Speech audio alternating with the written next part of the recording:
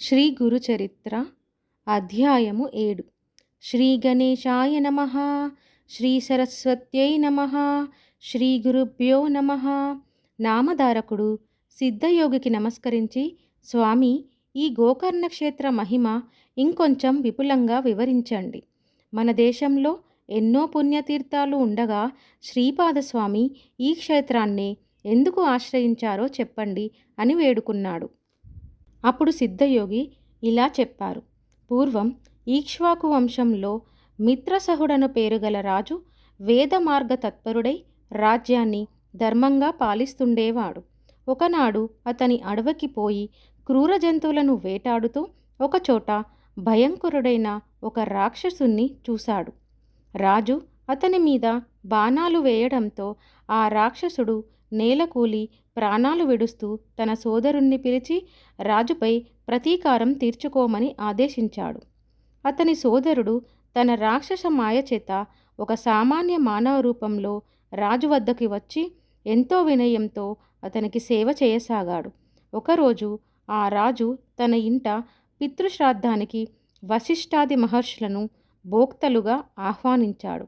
ఆనాడు ఆ కపట సేవకుడు వంటలో రహస్యంగా నరమాంసం కలిపాడు. భోజన సమయంలో వశిష్ఠ మహర్షి అది తెలుసుకొని రాజుపై కోపించి, రాజా, నీవు మాకు నిషిద్ధమైన నరమాంసం వడ్డించావు కనుక నీవు బ్రహ్మ రాక్షసుడవు అవుతావు అని శపించాడు. ఆ ముని తనను నిష్కారణంగా శపించినందుకు రాజు కోపించి ఆయనకు ప్రతిశాపం ఇవ్వబోతుంటే పతివ్రత అయిన అతని భార్య దమయంతి అడ్డుపడి గురువుని శపించమురడం మహాపాపమని హెచ్చరించి ఆ శాపజలాన్ని తన పాదాలపైనే పోసుకోమని ప్రార్థించింది. రాజు తన కోపాన్ని నిగ్రహించుకొని శాపకల్మషమైన తన చేతిలోని జలాన్ని తన పాదాలపై పోసుకొని వశిష్ఠ శాపం వలన బ్రహ్మరాక్షసుడై పై కారణంగా కల్మషపాదుడనే పేరు గ్రహించాడు. అప్పుడు శాప విముక్తికై మహారాణి ప్రార్థించగా వశిష్ఠ మహర్షి జాలి చెంది, అమ్మా, నీ భర్తకు 12 సంవత్సరాల తర్వాత బ్రహ్మ రాక్షసత్వం పోతుంది అని ఆశీర్వదించి తమ ఆశ్రమానికి వెళ్ళిపోయారు. అప్పటి నుండి కల్మషపాదుడు ఘోరమైన ఆ అరణ్యంలో నివసిస్తూ అచ్చటి క్రూర జంతువులను మనుషులను పట్టుకొని తింటుండేవాడు. అతని బ్రహ్మ రాక్షస రూపం ఛాయలా అతనిని ఎప్పుడూ వెంటాడుతుండేది. ఒకసారి అతడొక బ్రాహ్మణ శ్రేష్ఠుణ్ణి చంపి తిన్నాడు. అందుక బ్రాహ్మణుని భార్య శోకంతో, నీకు వశిష్ఠ శాపం తీరి నీ పూర్వరూపాన్ని పొందాక నన్ను నా భర్తను ఎడబాటు చేసిన పాపానికి భార్యా సంగమం చేస్తే నశిస్తావు అని శపించింది. కొంతకాలానికి వశిష్ఠ శాపం నుండి విముక్తుడైన రాజు తన నగరంలో ప్రవేశించాడు. అతని రాకకై భార్య ఎంతో ఆతృతతో ఎదురు చూస్తుంది. ఆమెను చూస్తూనే రాజు కన్నీటితో తనకు కొత్తగా సంక్రమించిన బ్రాహ్మణ పత్ని శాపం గురించి వివరంగా చెప్పాడు. భార్యాభర్తలిద్దరూ కిన్నులై ఆ శాప విముక్తికై తీర్థయాత్రలు చేశారు. మార్గమధ్యంలో వారు గౌతమ మహర్షిని దర్శించి తమ విషాదగాథ విన్నవించుకున్నారు. అది విని జాలి చెందిన గౌతమ మహర్షి, రాజా, భయపడవద్దు, పాపాలన్నిటినీ పారద్రోలి అభీష్టాలనిచ్చే పవిత్రమైన గోకర్ణ క్షేత్రం ఉండగా బ్రహ్మహత్యాపాతకం నిన్నేమి చేయగలదు? ఆ క్షేత్రంలోని నీరంతా పుణ్యతీర్థమే. అక్కడ శిలలన్నీ శివలింగాలే. ఆ పవిత్ర క్షేత్రంలో మానవులకు పొందరానిదేమున్నది? ఆ క్షేత్ర మహత్యాన్ని తెలిసే ఒక విషయం ఉంది. నేను చూచినది చెబుతాను. ఆ క్షేత్రంలో మరణించిన ఒక చండాల స్త్రీని కైలాసానికి తీసుకుపోవటానికై శివకింకరులు వచ్చారు. వారిని అడగ్గా వారు ఈ విధంగా చెప్పారు. పూర్వము ఈమె సౌదామిని అను అందమైన ఒక బ్రాహ్మణ కన్య. ఆమెకు యుక్త వయస్సు దాటిన తర్వాత ఆలస్యంగా ఒక పేద బ్రాహ్మణునితో ఇష్టం లేని వివాహం బలవంతంగా చేశారు. కొద్ది కాలానికే ఆమెకు పిల్లలు కలగకముందే ఆ బ్రాహ్మణుడు మరణించాడు. ఆమె కామవశం చేత ఒక కొమటివానిని ఉంచుకున్నది. జారత్వం ఎన్నటికీ దాగదు కదా. త్వరలో ఆ రహస్యం బంధువులందరికీ తెలిసి వారు ఆమెని వెలివేసి ప్రాయశ్చిత్తం చేసుకున్నారు.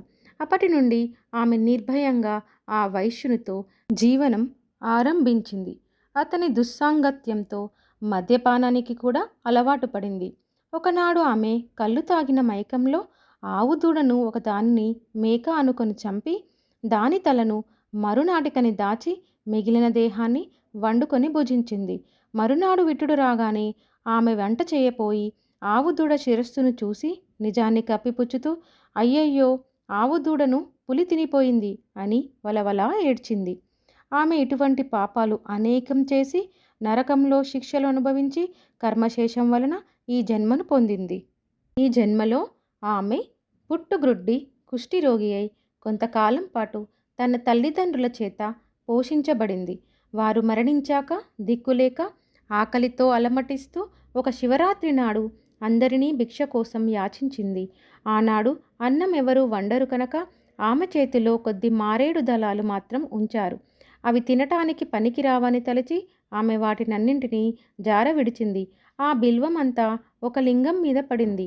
అదే ఆమె చేసిన శివపూజ. ఆ రోజంతా తిండి లభించినందువలన ఆ రాత్రి ఆమెకు నిద్ర రాలేదు. ఈ విధంగా ఆమె ఉపవాసం జాగరణ కూడా చేసినట్లయింది. ఆ రోజంతా ఆమె శివనామ సంకీర్తనం విన్నది. తెలియక చేసిన ఆ వ్రతం వలన ఈమె పుణ్యాత్మురాలైనది. ఇప్పుడు ఈమెని కైలాసానికి తీసుకురమ్మని మమ్ములను శంకరుడు పంపాడు అని చెప్పారు. అప్పుడు ఆ శివదూతలు ఆమె మృతదేహంపై అమృతం చల్లి దేవ విమానం మీద ఆమెను కైలాసానికి తీసుకువెళ్లారు. అబుద్ధిపూర్వకంగా చేసిన ఆమె వ్రతానికే ఇంతటి ఫలితం ఉంటే ఇక మీరు బుద్ధిపూర్వకంగా చేసిన దాని ఫలితం చెప్పతరమా?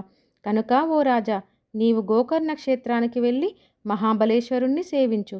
బ్రాహ్మణ శాపం నుండి విముక్తుడవు అవుతావు అని గౌతమ మహర్షి ఆ క్షేత్ర మహత్యాన్ని ఇంకా ఇలా వివరించారు. గోకర్ణం వంటి పవిత్ర క్షేత్రం ఇంకొకటి లేదు. మిగిలిన క్షేత్రాలన్నీ చంద్రుడు నక్షత్రాల వంటివనుకుంటే గోకర్ణం పాపమనే కారు చీకట్లను నశింపచేసే సూర్యుని వంటిది. ఆ క్షేత్ర దర్శనము స్మరణము వలన కూడా సర్వ పాపాలు నశిస్తాయి. అక్కడ ఇంద్రాది దేవతలందరూ తపస్సు చేసి శివానుగ్రహణం వలన తమ అభిష్టాలు పొందారు.